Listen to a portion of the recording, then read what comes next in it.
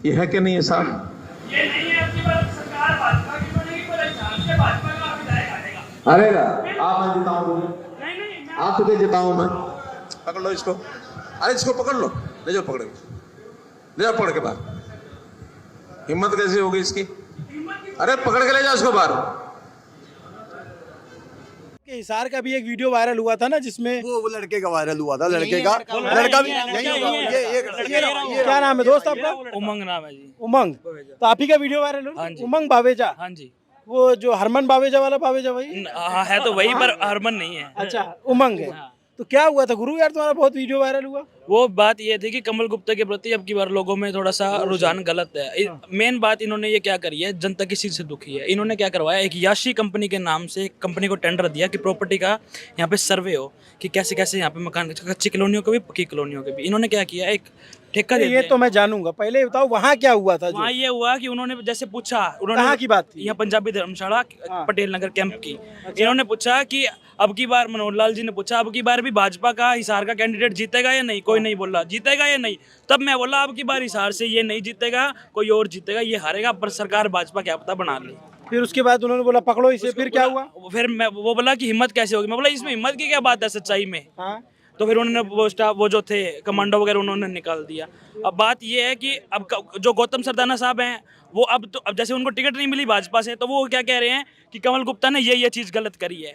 जब वो 5 साल ये मतलब इन्होंने साथ काम किया है, मतलब एक तरीके से ये पैरेलल चल रहे थे। वो मेयर थे, ये एमएलए थे, और अर्बन हाउसिंग के भी मिनिस्टर थे। ये अलग नहीं थे। इन्होंने क्या किया, जब तक वो होता रहा, जब तक तो चलते रहे। अब जैसे इनको टिकट जिसको मिल गई वो अलग हो गया और वो अलग हो गया। अब वो कंपनी को ठेका दिया, 56 करोड़ का ठेका दिया है, और वो गौतम सरदाना क्लेम कर रहे हैं। टाइम्स ऑफ इंडिया ने रिपोर्ट की है, ये मैं ऐसे हवाई में नहीं मार रहा। याशी कंपनी के नाम का एक ठेका है, 56 करोड़ रुपये में दिया है, सिर्फ प्रॉपर्टी के डिमार्केशन करे। डिमार्केशन हुई, सारी हिसार की जनता, मैं आपको 90% की गारंटी देता हूँ। ये क्या बोला इन्होंने, म्यूनिसिपल कॉर्पोरेशन में जाके खड़े हो गए और वहाँ के जो ऑफिसर हैं वो गालियाँ निकाल रहे हैं, कोई पैसे खा रहे हैं, कोई कैसे कर रहे हैं, ये बात कर रहे हैं। तो एक सेकंड रुकिए, इनकी बात जरा। ये भाई ये चर्चित यहाँ की वायरल हो गए, तो अचानक से बाजार में मिल गए, तो उसमें फिर बाद में डर और लगा था? बाद में डर किस चीज़ का? ऐसे तो उन्होंने, पुलिस वालों ने बोला अगर बात रखनी है तो रख लो। मैं बोला रखने कहाँ दिया उन्होंने? ऐसे तो क्या कहेंगे, कोई खाएंगे थोड़ी जी। ऐसा क्या सोचते हैं, जैसे अगर मान लीजिए कि इतने बड़े नेता उन्होंने आपको कहा, तो आपके फिर मानसिक उस पर क्या पड़ा वो असर? तो घर वाले तो थोड़ा सा वो होता ही है कि क्यों बोला तूने ये। फिर वो सारे मैं भी एडवोकेट हूँ, प्रैक्टिस। अच्छा, पढ़ाई करते हो? हाँ, मेरा अब वकील साहब हो, तब क्यों डर रहे हो? नहीं, फिर भी जान से तो आपको भी डर लगता होगा ना। अरे जान की कहाँ से बात आ गई इसमें? तो कोई पता थोड़ी चलता है, यहाँ पे बहुत दबे हुए हैं। वैसे तो देखो, वैसे तो हरियाणा में बहुत दबे हुए हैं। यहाँ पर बात से पहले गोली चलती है आजकल। ये बात, यहाँ पर बात से पहले गोली चलती है आजकल। बात पर फिरौती मांगी जाती है यहाँ पर। जरा सी बात पर सीधा गोली चलती है, बात नहीं करते।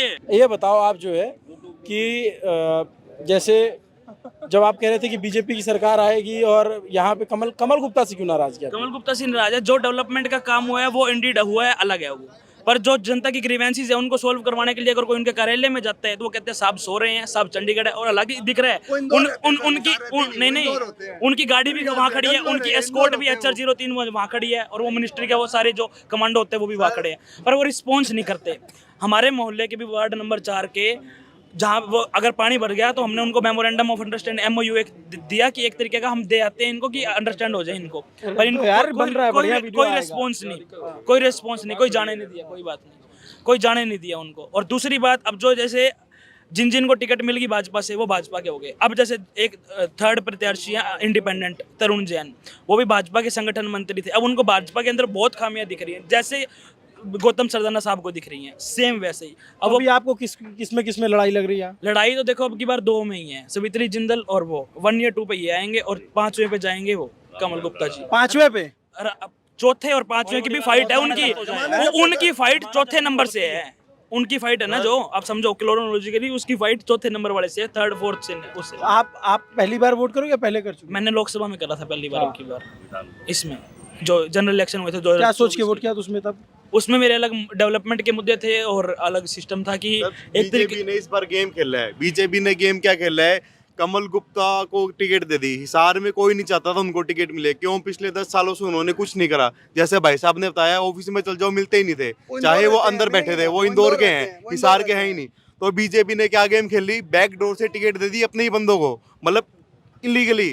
जैसे अगर सावित्री जिंदल जीतेगी कहाँ जाएगी, वो बीजेपी में जाएगा, ठीक है। तो ऐसे 2-3 कैंडिडेट को टिकट दे दी कि ये भी बीजेपी के ही हैं। तो हिसार में इस बार मामला क्या है कि बीजेपी के एक नहीं 3-4 प्रत्याशी खड़े हैं, जो जीतेगा वो जाएगा बीजेपी में ही, क्योंकि वो पहले बीजेपी में ही थे। अब सावित्री जिंदल है, उनका बेटा खुद बीजेपी में है, तो वो कहाँ जाएगी, एमपी है। अभी कुछ वो अपने बेटे की भी माता नहीं है, उनका बेटा बीजेपी पार्टी में है, लेकिन वो अपनी माता के लिए वोट नहीं कर रहा। वो कह रही है मैं पूरे हिसार की माता हूँ, लेकिन वो अपने उनका बेटा हिसार में वोट मांगने नहीं आ रहा उनके लिए। कुरुक्षेत्र से वो सांसद हैं, लेकिन वो हिसार में नहीं आ रहे वोट मांगने। वो सिर्फ उनकी माता यहाँ अलग से वोट मांग रही है। वो कह रही है कि मैं हिसार की माता हूँ, लेकिन अच्छा, बड़ा दिलचस्प है ये, सावित्री जिंदल जो है वो निर्दलीय प्रत्याशी हैं, उनके बेटे नवीन जिंदल बीजेपी से कुरुक्षेत्र से एमपी हैं और बीजेपी के स्टार प्रचारक हैं। वो जो लिस्ट होती है उसके स्टार प्रचारक हैं, लेकिन वो अपनी माँ का प्रचार यहाँ नहीं करते क्योंकि वो बीजेपी से हैं, ये बीजेपी में नहीं है। आप लोग क्या सोचते हो? सर ये मुद्दा जो है ना, सावित्री जिंदल को चाहे वो जबरदस्ती लेके आए, चाहे वैसे पहले भी इनको इलेक्शन नहीं लड़ने दिया था, सिर्फ बीजेपी वालों ने कोयला घोटाला के अंदर कोई इनका इन्वॉल्वमेंट था, तो ये जाना इनको बीजेपी में ही है।